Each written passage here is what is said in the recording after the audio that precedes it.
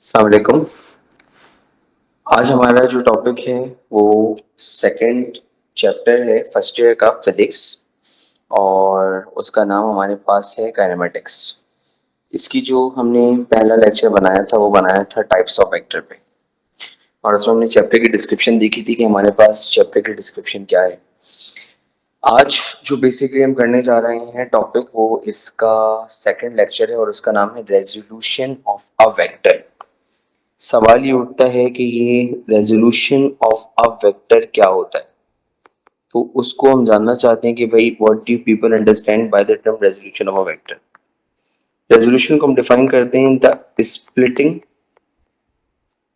Of a vector into its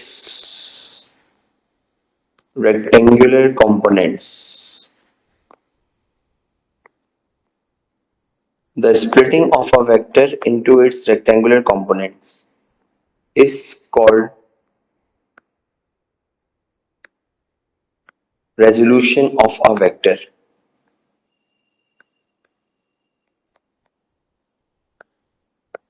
किसी भी vector को उसकी रेक्टेंगुलर कंपोनेंट्स में ब्रेक करना।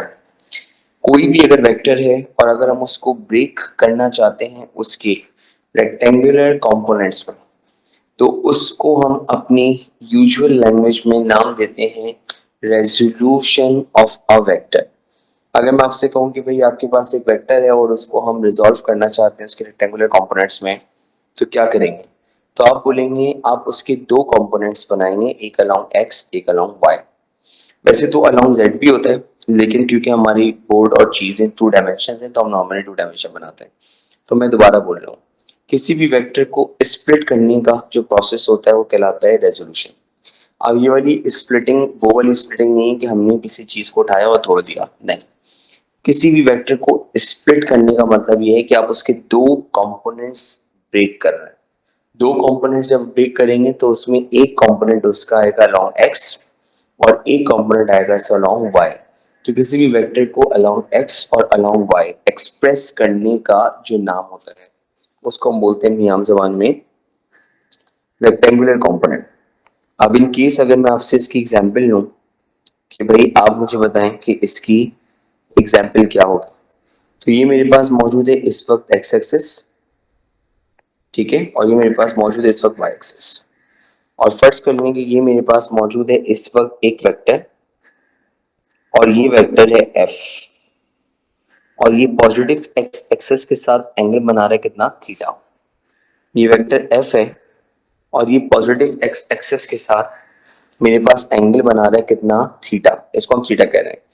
तो याद रखिएगा, अब इसको मैं स्प्लिट करूंगा इसके रेक्टेंगुलर कंपोनेंट्स में, तो इसका एक कंपोनेंट अलोंग एक्स आएगा जिसको हम बोलेंगे एफ एक्स और इसका एक कंपोनेंट अलोंग वाई आएगा, अलोंग वाई, जिसको हम बोलेंगे एफ वाई।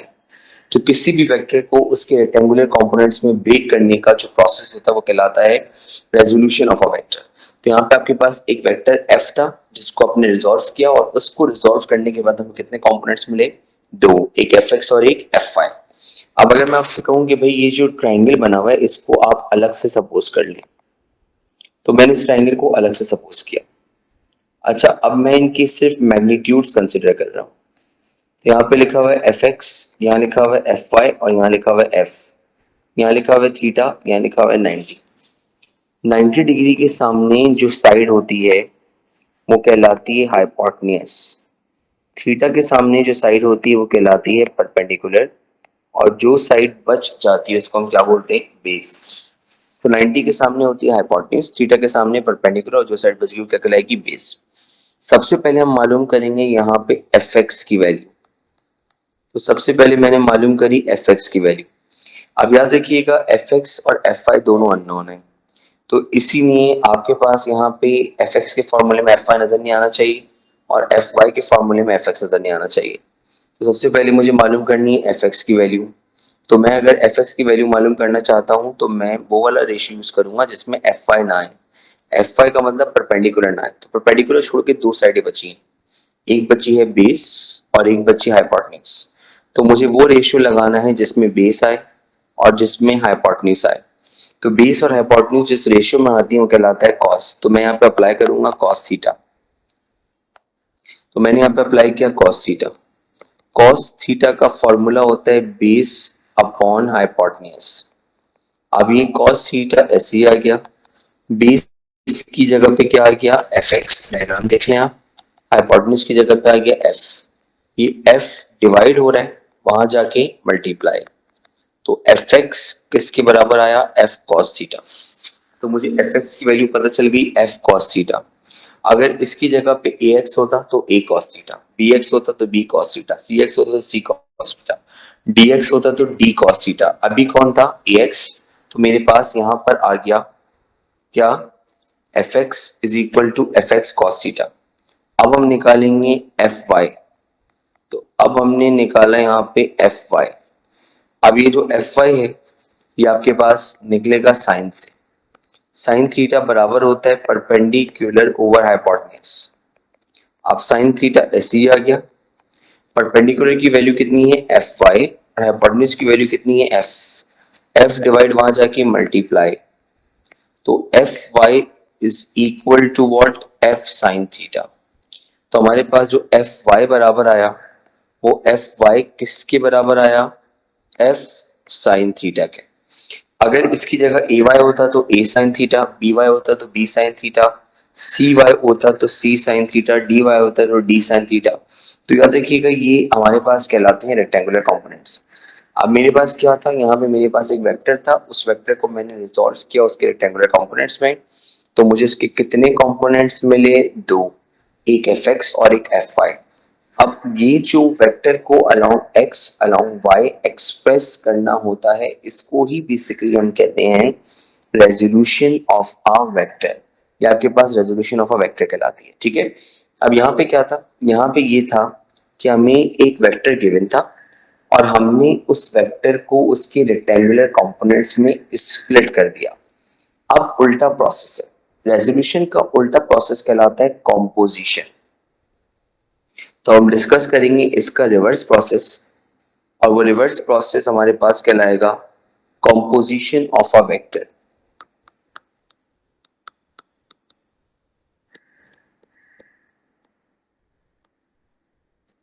वो रिवर्स प्रोसेस हमारे पास कहलाता है कॉम्पोजिशन ऑफ अ वेक्टर। सवाल ये उठता है कि ये कॉम्पोजिशन ऑफ अ वेक्टर क्या है। कॉम्पोजिशन ऑफ अ वेक्टर को हम डिफाइन करते हैं the process of combining the rectangular components, the process of combining the rectangular components of a vector to get resultant vector. The process of combining the rectangular components of a vector to get resultant vector. Rectangular components को combine करके वापस से resultant vector निकालना, ये कहलाता है हमारे पास क्या, कॉम्पोजिशन ऑफ अ वेक्टर। तो कॉम्पोजिशन ऑफ वेक्टर हमारे पास क्या है, यानी कि पिछली जो रेजोल्यूशन में हमने पढ़ा उसमें हमने ये पढ़ा कि भाई एक वेक्टर था तो उसको हम स्प्लिट कर रहे थे उसके कंपोनेंट्स में, और जब उसको स्प्लिट कर रहे थे कंपोनेंट्स में तो हमें एफ एक्स और एफ वाई मिल रहा था। अब की बार मामला उल्टा है, अब की बार हमें एफ एक्स भी पता है और अब की बार हमें एफ वाई भी पता है। जब अब की बार हमें एफ एक्स भी पता है और जब अब की बार हमें एफ वाई भी पता है, ठीक है, तो अब हम उनकी मदद से मालूम करेंगे क्या, रेक्टेंगुलर कंपोनेंट्स की मदद से हम मालूम करेंगे रिजल्टेंट वेक्टर। अब देखें ये मैंने डायग्राम बना लिया, ये आपके पास है एफ एक्स और ये आपके पास है एफ वाई। अच्छा भाई रिजल्टेंट वेक्टर कब मिलता है,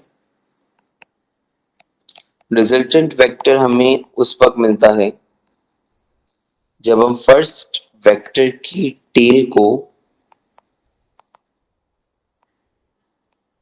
फर्स्ट वेक्टर की टेल को ज्वाइन करते हैं लास्ट वेक्टर के हेड से।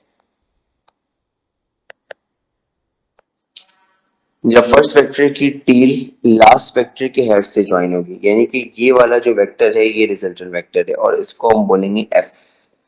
और एक वेक्टर अपने साथ दो चीजें लेकर आता है, मैग्नीट्यूड और एक डायरेक्शन। तो याद रखिएगा डायरेक्शन से मुराद है थीटा और मैग्नीट्यूड से मुराद है एफ। तो याद रखिएगा रेक्टेंगुलर कंपोनेंट्स को कंबाइन करके आपके पास एक रिजल्टेंट वेक्टर बनाना, उसको हम बोलते हैं कॉम्पोजिशन। पिछले क्वेश्चन में एफ गिवन था, थीटा गिवन था और हमने निकाला था एफ एक्स और एफ आई। इस क्वेश्चन में उल्टा है, इस क्वेश्चन में एफ एक्स और एफ आई गिवन है, एफ और थीटा निकालना है। तो अब हमें एफ एक्स और एफ आई गिवन है। अब मैंने वही चीज अप्लाई करी, 90 डिग्री के सामने हाइपोटेन्यूज हो जाती है, थीटा के सामने परपेंडिकुलर हो जाता है और जो साइड बच गई वो बेस हो जाती है। सबसे पहले हम इसमें अप्लाई करेंगे यूजिंग पाइथागोरस थ्योरम। अच्छा, इसमें हम पाइथागोरस थ्योरम इसलिए निकालना है, लगा रहे हैं क्योंकि हमें बेस भी पता है, एफ एक्स भी पता है, एफ आई भी पता है, हमें हाइपोटेन्यूज निकालनी है। और अगर हमें हाइपोटेन्यूज निकालनी है तो हमने यहाँ पे लिखा using Pythagoras theorem. Pythagoras theorem में कहते हैं कि हाइपोटेन्यूज का स्क्वायर बराबर है base square plus perpendicular square. Hypotenuse की जगह पे आ जाएगा एफ, और अगर हाइपोटेन्यूज पे स्क्वायर है तो एफ पे स्क्वायर। बेस की जगह पे आ जाएगा एफ एक्स, बेस पे स्क्वायर है तो एफ एक्स पे स्क्वायर। परपेंडिकुलर की जगह पे आ जाएगा एफ आई, परपेंडिकुलर पे स्क्वायर है तो एफ आई पे square. Taking under root on both sides, दोनों तरफ रूट ले लेंगे। जब दोनों तरफ रूट लेंगे तो एफ स्क्वायर पे भी रूट आएगा और F X square plus F Y square पे भी रूट आएगा। लेफ्ट साइड पे रेडिकल से स्क्वायर कैंसिल हो जाएगा और अंडर रूट में आ जाएगा F X square plus F Y square, और ये कहलाती है रिजल्टेंट का मैग्नीट्यूड। अब एक बात मेरी बार बार ध्यान में रखिएगा, जब भी रिजल्टेंट वेक्टर का मैग्नीट्यूड गिवन हो चाहिए होगा और आपको एफ एक्स और एफ वाई पता होगा, तो याद रखिएगा एफ एक्स और एफ वाई जब भी हमें पता होता है तो रिजल्टेंट का मैग्नीट्यूड अंडर रूट में उनके स्क्वायर के सम के बराबर होता है। तो याद रखिएगा जब भी हमें एफ एक्स पता होता है और एफ वाई पता होता है और हमें उनका चाहिए होता है क्या, रिजल्टेंट का मैग्नीट्यूड, तो वो अंडर रूट में उनके स्क्वायर के सम के बराबर होगा। ठीक है। और एक और बात नोटेबल और कर लें, जितने भी लोग मुझे सुन रहे हैं, जब भी दो वेक्टर्स परपेंडिकुलर होते हैं चेक कर लें कि ये वाला वेक्टर, इसको मैं हाईलाइट कर रहा हूँ, यहाँ देखिएगा थोड़ा सा गंदा कर रहा हूँ इसको मैं, ये वाला वेक्टर और ये वाला वेक्टर, ये दोनों वेक्टर्स एफ एक्स और एफ वाई परपेंडिकुलर है। जब भी दो वेक्टर्स परपेंडिकुलर होते हैं तो उनका रिजल्टेंट हमेशा अंडर रूट से निकलता है और वो उनके स्क्वायर के सम के बराबर होता है। आप इस बात को अपनी माइंड में नक्श कर लें कि जब भी दो वेक्टर्स परपेंडिकुलर होंगे तो उनका रिजल्टेंट हमेशा अंडर रूट में उनके स्क्वायर के सम के बराबर होगा। तो आप चेक कर लें यहाँ पे एफ एक्स और एफ वाई परपेंडिकुलर है तो तभी उनका रिजल्टेंट अंडर रूट में F X square plus F Y square के बराबर आ रहा है। कुछ लोग अगर ये सोच रहे हैं कि यहाँ पे प्लस के स्क्वायर और प्लस के स्क्वायर से रेडिकल कैंसिल हो जाएगा, तो ऐसा नहीं है। इसलिए क्योंकि बीच में प्लस आ रहा है, जब बीच में प्लस या माइनस आता है तो कभी भी स्क्वायर से रेडिकल कैंसिल नहीं होता। अब हमें निकालनी है इसकी डायरेक्शन। डायरेक्शन निकालने के लिए हम रेशियो यूज करते हैं टेन थीटा। टेन थीटा बराबर होता है परपेंडिकुलर अपॉन बेस। परपेंडिकुलर की वैल्यू हमारे पास है एफ वाई, बेस की वैल्यू हमारे पास है F X. Theta is equal to tan inverse और फॉर्मूला बन गया F Y upon F X. ये फॉर्मूला आपके पास होता है एंगल निकालने का, theta is equal to tan inverse F Y upon F X. और इस फॉर्मूले से फिर हम मालूम करते हैं इसका एंगल कि थीटा बराबर है tan inverse F Y over F X. और ये टॉपिक आपके पास कहलाता था रेजोल्यूशन, और साथ साथ आपके पास टॉपिक था, इसका नाम था कॉम्पोजिशन ऑफ अ वेक्टर। तो इसको हम कहते हैं रेजोल्यूशन और कॉम्पोजिशन ऑफ वेक्टर। ठीक है। इसी के अंदर अगर हम एक और टॉपिक ऐड कर लें जो कि आपके बेसिक टॉपिक्स में से एक है, ताकि आपको वो आए कि किस तरीके से हम काम कर रहे होते हैं, और इसको जरा ऐड कर लेते हैं। टॉपिक का नाम है head to tail rule. Topic का नाम है हेड टू टेल रूल। सवाल ये उठता है कि हेड टू टेल रूल किस लिए इस्तेमाल होता है, इसके क्या क्या मतलब फायदे हैं। It is use for graphical addition, ये ग्राफिकल एडिशन के लिए इस्तेमाल होता है। Of two or more vectors, it is use for graphical addition of two or more vectors, दो या दो से ज्यादा वेक्टर्स की ग्राफिकल एडिशन के लिए इस्तेमाल होता है हेड टू टेल रूल। क्यों होता है? To get resultant vector, resultant vector को हासिल करने के लिए। जब आप कोई भी काम करते हैं तो उसका कोई ना कोई रिजल्ट आता है, जैसे 2 + 2 4, 2 - 2 0, 2 × 2 4 और 2/2 1। तो जब whenever you do something in a numbers then you get some result. Likewise, when you add two or more vectors then you also get result, and that result is called a resultant vector. उसको हम आपके पास resultant vector कहते हैं जब हम दो या दो से ज्यादा vectors को add करते हैं। अब वेक्टर्स को ऐड करने का कुछ रूल है, वो रूल क्या है? पहला रूल ये है कि draw the first vector in its own direction. जो फर्स्ट वेक्टर है उसको उसी की डायरेक्शन में बना दें। Draw the first vector in its own direction. Second rule ये है कि एवरी नेक्स्ट वेक्टर, हर अगला वेक्टर स्टार्ट होगा from the head of the previous vector. Every next vector will start from the head of the previous vector. हर अगला vector previous vector के head से शुरू होगा। तो याद रखिएगा, ये चीज यहाँ पे मैंने मेंशन की हुई आपको नजर आ रही है क्या? कि draw the first vector in its own direction and every next vector start from the head of the previous vector. इसको रीड करें आप।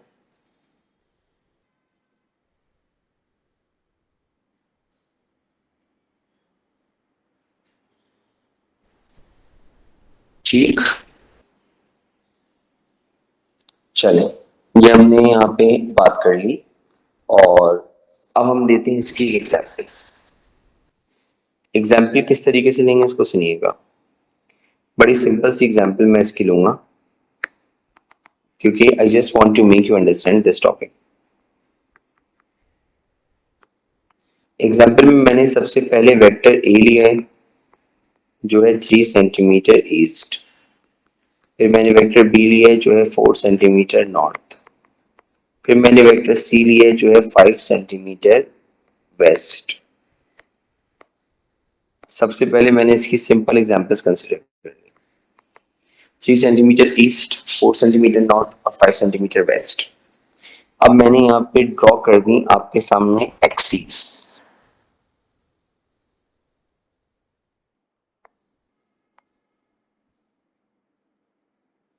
ये मैंने आपके सामने एक्सिस खींच दी, ठीक है। अब मैंने इनके ऊपर मेंशन किया ईस्ट, वेस्ट, नॉर्थ और साउथ। सबसे पहला वेक्टर है 3 सेंटीमीटर ईस्ट, तो पहला वेक्टर उसी की डायरेक्शन में बनाना है। तो मैंने पहले वेक्टर को उसी की डायरेक्शन यहां से शुरू करना है और एक 3 सेंटीमीटर का वेक्टर बना देना है, 3 सेंटीमीटर ईस्ट, ठीक है। दूसरा वेक्टर स्टार्ट होगा पिछले वेक्टर के हेड से। पिछले वेक्टर का जो हेड है वो मुझे नजर आ रहा है, मैं इसका कलर चेंज कर रहा हूँ येलो से, आप देखें ये है, ये पिछले वेक्टर का हेड है। दूसरा वेक्टर मुझे यहाँ से शुरू करना है, ठीक है। अब ये वाला वेक्टर जो शुरू होगा वो यहाँ से शुरू होगा अगला, वो क्या है 4 सेंटीमीटर नॉर्थ। तो 4 सेंटीमीटर नॉर्थ, नॉर्थ ऊपर है तो यहाँ से जाएगा, this is the 4 centimetre north. फिर अब जो वेक्टर शुरू होगा वो इसके हेड से शुरू होगा, इसको मैंने हाईलाइट किया है। और आपके पास क्योंकि हर अगला वेक्टर पिछले वेक्टर के हेड से शुरू होता है, और आखिरी वेक्टर है 5 सेंटीमीटर वेस्ट, तो वेस्ट इस तरफ है, तो इस तरफ एक लाइन आएगी जो कहलाएगा 5 सेंटीमीटर वेस्ट। ये ड्रॉ कर दिया आप, ठीक है। अब ये तीन वेक्टर्स आपने इस तरीके से ड्रॉ कर दिए। याद रखिएगा जब आप सारे वेक्टर्स ड्रॉ कर देते हैं तो आखिर में आता है रिजल्टेंट वेक्टर। जब सारे वेक्टर्स ड्रॉ करते हैं तो आखिर में अब बारी आएगी रिजल्टेंट वेक्टर की। रिजल्टेंट वेक्टर कब मिलेगा? उस वक्त मिलेगा जब आप ज्वाइन करते हैं फर्स्ट वेक्टर की टेल को लास्ट वेक्टर के हेड से। Join first vector tail to the head of the last vector. First vector की टेल को ज्वाइन करना है लास्ट वेक्टर के हेड से।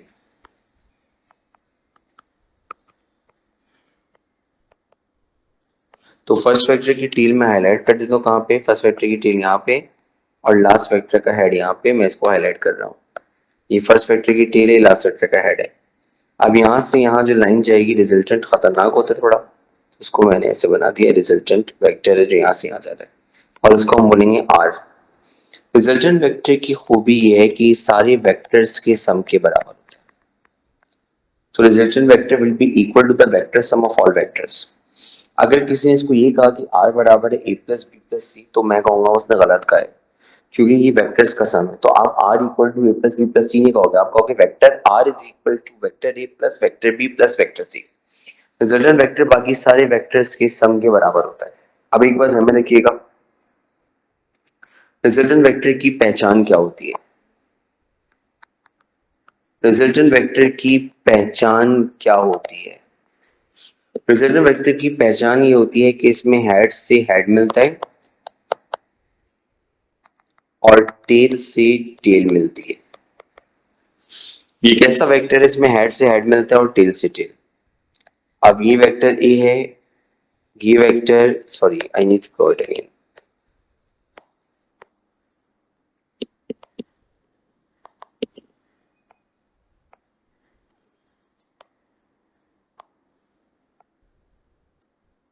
ये वेक्टर ए है,